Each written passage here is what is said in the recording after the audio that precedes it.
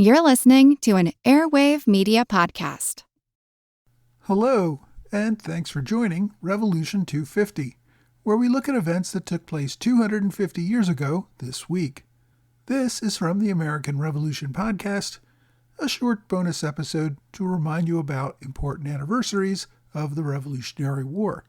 This week, we remember the arrest of John Johnson, which took place on January 17th, 1776. At the outset of the Revolutionary War, New England leaned very heavily in favor of the Patriot cause. Neighboring New York, however, was much more divided. One of the leaders of the Loyalists in New York was John Johnson. The Johnson family had dominated upstate politics for many years. Sir William Johnson had come to the colony in 1739. He quickly developed a relationship with the nearby Iroquois, who made him an honorary member of the tribe. He served as an active military leader for the British in King George's War and the French and Indian War. His service and relationship with the native tribes got him a large land grant and a government position as a British Indian agent.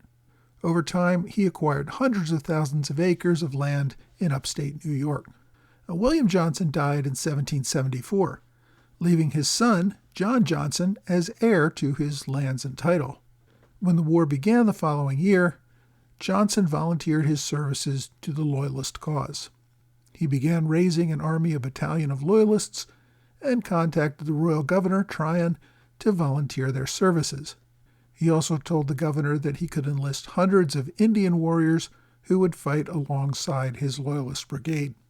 In addition, he accumulated a massive cache of arms for his new army, all of which centered around his home in Johnstown. Johnson's Loyalist army posed a great threat to the Patriot cause in New York. The military commander of the Continental Army in New York, General Philip Schuyler, knew he had to address this threat. In early January 1776, Schuyler assembled his Continental soldiers along with the Tryon County militia to put together a force of about 3,000 soldiers in the field.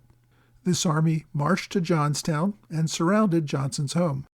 At the time, Johnson had only about 300 armed Loyalists to defend him. Faced with this overwhelming force, Johnson had no choice but to surrender on January 17th. The Continentals then seized all of his arms and ammunition. General Schuyler agreed to parole Johnson and allowed him to remain in his home. The removal of the weapons was thought to eliminate the threat, but Johnson would continue to organize and recruit for the Loyalist cause.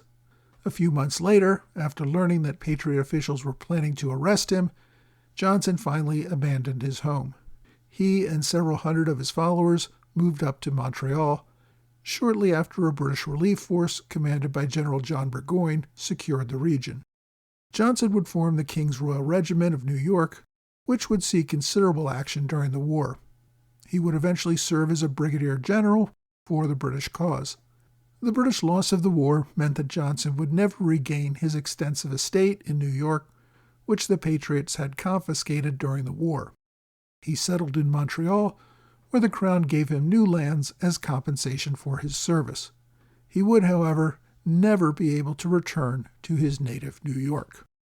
I hope you've enjoyed this Revolution 250 moment. Please subscribe for free on whatever podcast platform you like.